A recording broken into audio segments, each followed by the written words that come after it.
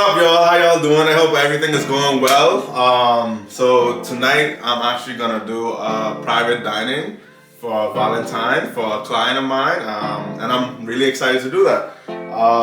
So basically, what they requested was spinach dip, New York style cheesecake. I suggested like a cream salmon linguine along with asparagus.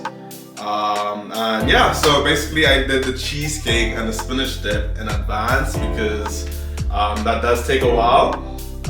So I usually will prepare that in advance, and then when I reach to the client's house, I'll throw it in the oven because it's something you just throw in the oven for it to warm up or what's not. So, and when I reach over to them, I'm going to start the linguine and the salmon and also the asparagus.